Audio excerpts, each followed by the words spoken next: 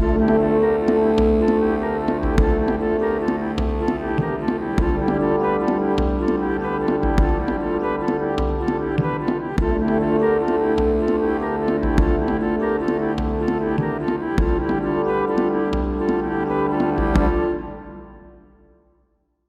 age 16, George Washington had copied out by hand 110 Rules of Civility and Decent Behavior in Company and Conversation.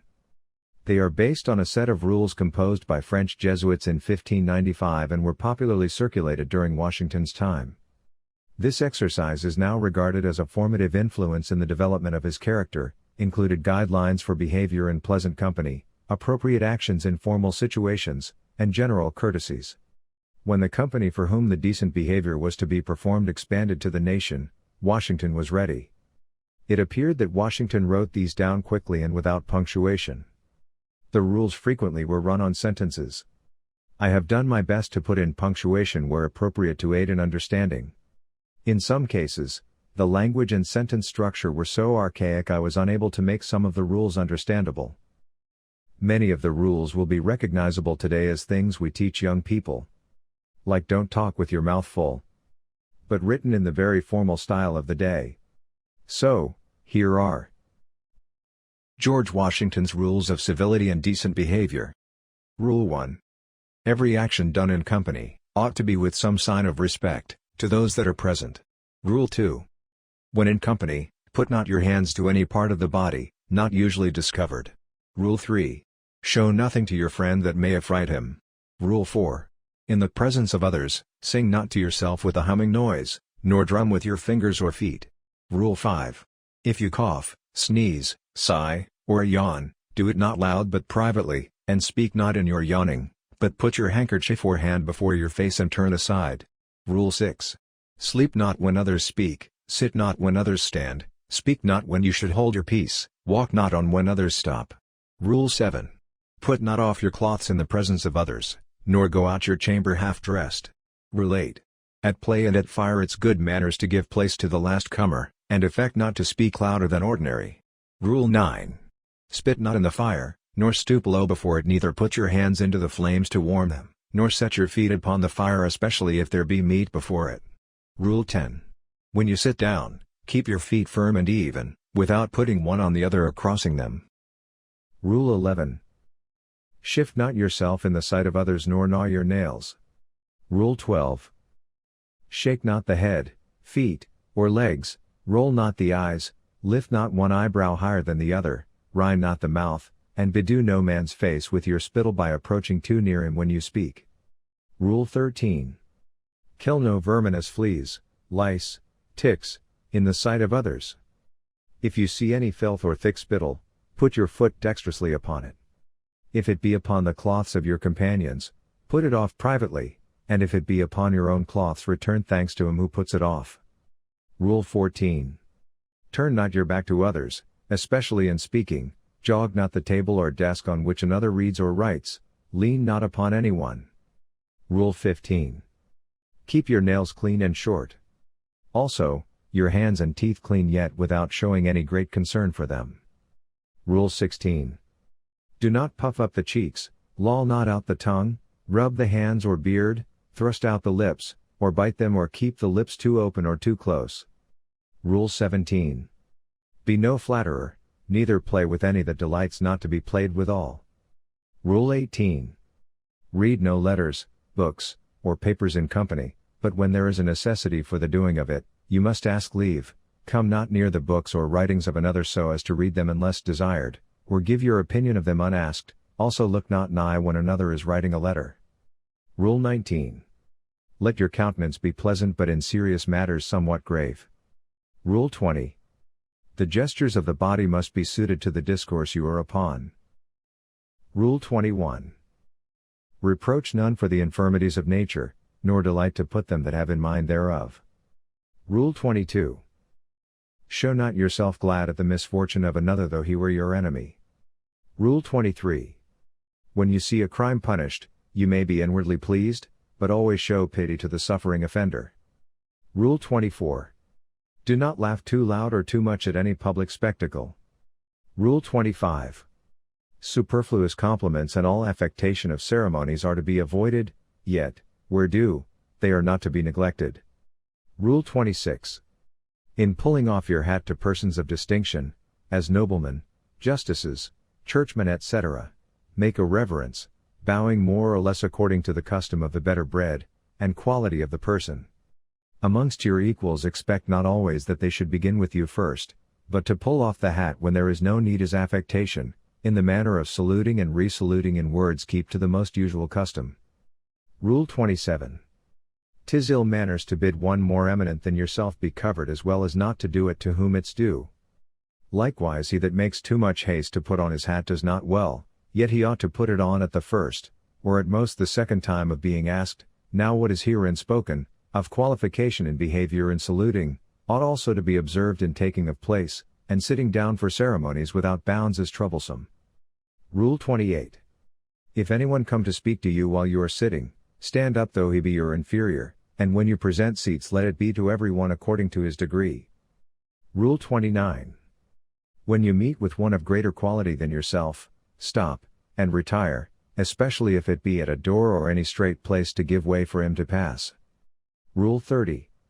In walking, the highest place in most countries seems to be on the right hand, therefore place yourself on the left of him whom you desire to honor, but if three walk together the middest place is the most honorable. The wall is usually given to the most worthy if two walk together. Rule 31. If anyone far surpasses others, either in age, estate, or merit, yet would give place to a meaner than himself in his own lodging or elsewhere, the one ought not to accept it.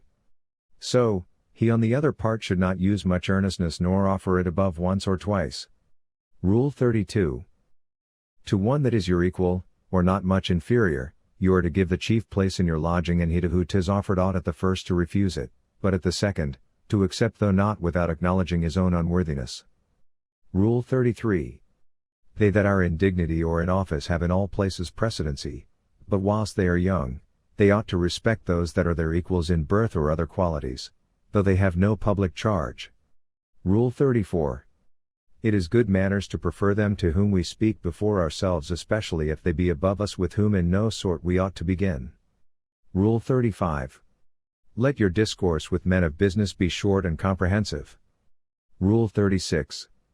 Artificers and persons of low degree, ought not to use many ceremonies to lords, or others of high degree, but respect and highly honor them. And those of high degree ought to treat them with affability and courtesy, without arrogancy. Rule 37. In speaking to men of quality, do not lean nor look them full in the face, nor approach too near them, at least keep a full pace from them. Rule 38. In visiting the sick, do not presently play the physician if you be not knowing therein. Rule 39. In writing or speaking, give to every person his due title according to his degree and the custom of the place. Rule 40. Strive not with your superiors in argument, but always submit your judgment to others with modesty. Rule 41. Undertake not to teach your equal in the art himself professes, it savors of arrogancy. Rule 42. Let thy ceremonies and courtesies be proper to the dignity of his place with whom thou converse, for it is absurd to act the same with a clown and a prince. Rule 43. Do not express joy before one sick or in pain, for that contrary passion will aggravate his misery. Rule 44. When a man does all he can though it succeeds not well, blame not him that did it. Rule 45. Being to advise or reprehend any one, consider whether it ought to be in public or in private, presently, or at some other time. In what terms to do it, and in reproving, show no sign of choler, but do it with all sweetness and mildness. Rule 46. Take all admonitions thankfully in what time or place soever given, but afterwards not being culpable, take a time and place convenient to let him know it that gave them. Rule 47. Mock not, nor jest at anything of importance. Break no jests that are sharp biting, and if you deliver anything witty and pleasant, abstain from laughing thereat yourself. Rule 48. Wherein you reprove another be unblameable yourself, for example, is more prevalent than precepts. Rule 49. Use no reproachful language against any one, neither curse nor revile. Rule 50. Be not hasty to believe flying reports to the disparagement of any. Rule 51. Wear not your cloths, foul, unripped or dusty, but see they be brushed once every day at least, and take heed that you approach not to any uncleanness. Rule 52. In your apparel, be modest and endeavor to accommodate nature, rather than to procure admiration. Keep to the fashion of your equals, such as are civil and orderly with respect to times and places. Rule 53. Run not in the streets, neither go too slowly, nor with mouth open. Go not shaking your arms. Kick not the earth with your feet. Go not upon the toes, nor in a dancing fashion. Rule 54. Play not the peacock, looking everywhere about you, to see if you be well decked, if your shoes fit well, if your stockings sit neatly, and cloths handsomely. Rule 55. Eat not in the streets, nor in the house, out of season. Rule 56. Associate yourself with men of good quality if you esteem your own reputation, for 'tis better to be alone than in bad company. Rule 57. In walking up and down in a house, only with one in company, if he be greater than yourself, at the first give him the right hand and stop not till he does, and be not the first that turns, and when you do turn let it be with your face towards him. If he be a man of great quality, walk not with him cheek by jowl, but somewhat behind him, but yet in such a manner that he may easily speak to you. Rule 58. Let your conversation be without malice or envy, for 'tis a sign of a tractable and commendable nature, and in all causes of passion admit reason to govern. Rule 59. Never express anything unbecoming, nor act against the rules moral before your inferiors. Rule 60. Be not immodest in urging your friends to discover a secret. Rule 61. Utter not base and frivolous things amongst grave and learned men, nor very difficult questions or subjects among the ignorant, or things hard to be believed. Stuff not your discourse with sentences amongst your betters nor equals. Rule 62. Speak not of doleful things in a time of mirth or at the table, speak not of melancholy things as death and wounds, and if others mention them, change if you can the discourse.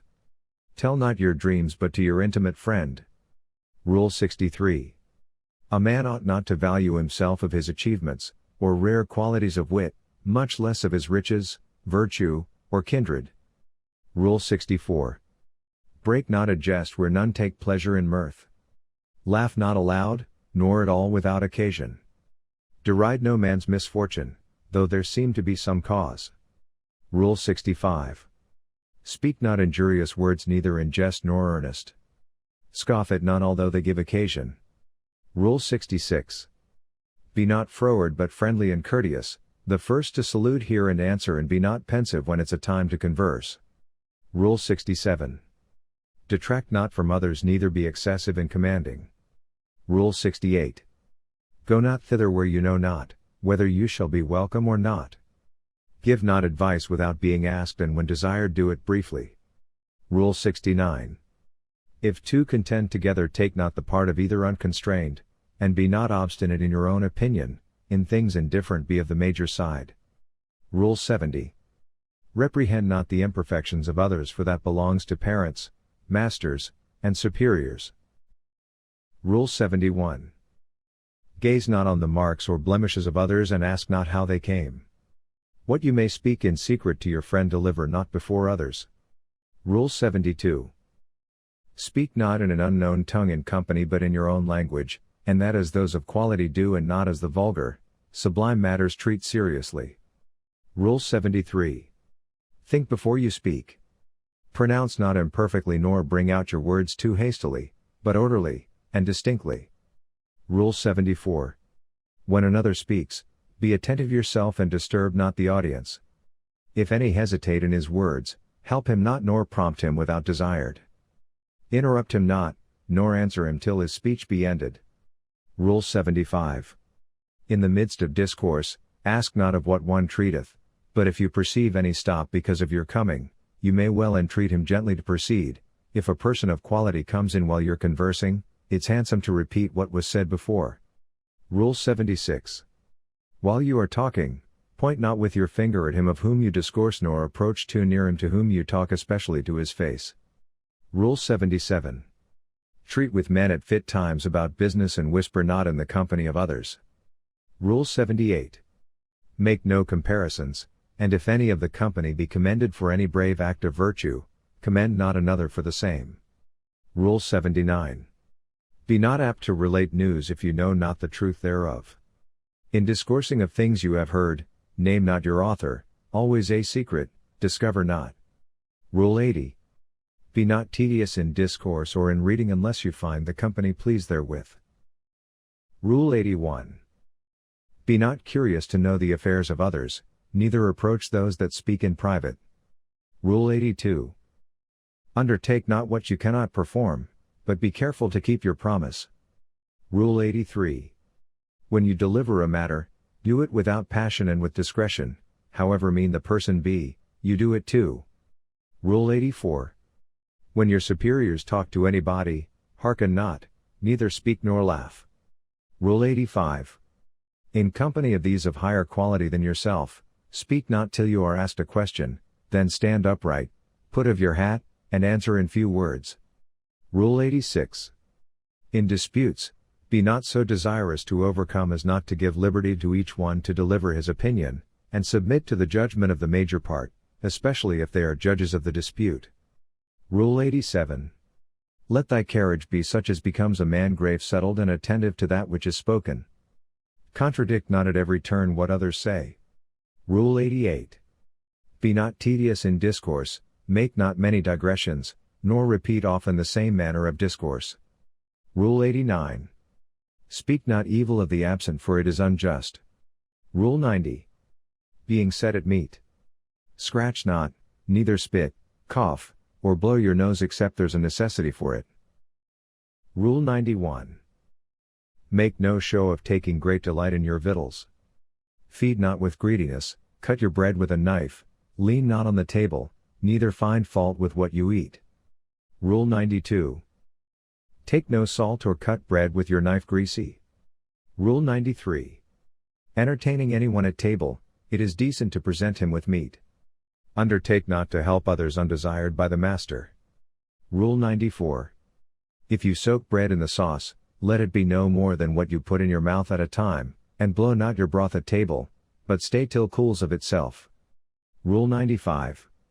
Put not your meat to your mouth with your knife in your hand, neither spit forth the stones of any fruit pie upon a dish, nor cast anything under the table. Rule 96. It's unbecoming to stoop much to one's meat. Keep your fingers clean and when foul wipe them on a corner of your table napkin. Rule 97. Put not another bit into your mouth till the former be swallowed. Let not your morsels be too big for the jewels. Rule 98. Drink not nor talk with your mouth full, neither gaze about you while you are a-drinking. Rule 99. Drink not too leisurely nor yet too hastily. Before and after drinking, wipe your lips. Breath not then or ever with too great a noise, for it's uncivil. Rule 100. Cleanse not your teeth with the tablecloth, napkin, fork, or knife, but if others do it, let it be done with a picked tooth. Rule 101. Rinse not your mouth in the presence of others. Rule 102. It is out of use to call upon the company often to eat, nor need you drink to others every time you drink. Rule 103. In company of your betters be not longer in eating than they are. Lay not your arm but only your hand upon the table. Rule 104. It belongs to the chiefest in company to unfold his napkin and fall to meat first, but he ought then to begin in time and to dispatch with dexterity that the slowest may have time allowed him. Rule 105. Be not angry at table whatever happens, and if you have reason to be so, show it not but on a cheerful countenance, especially if there be strangers, for good humor makes one dish of meat a feast. Rule 106. Set not yourself at the upper of the table, but if it be your due or that the master of the house will have it so, contend not, lest you should trouble the company. Rule 107. If others talk at table, be attentive, but talk not with meat in your mouth. Rule 108. When you speak of God or his attributes, let it be seriously and with reverence. Honor and obey your natural parents although they be poor. Rule 109. Let your recreations be manful, not sinful. Rule 110. Labor to keep alive in your breast that little spark of celestial fire called conscience. What rules for current young gentlemen and ladies would you put on a list? Post them in the comments, and if I get enough of them, I will make another video that in this day and age would be of great value.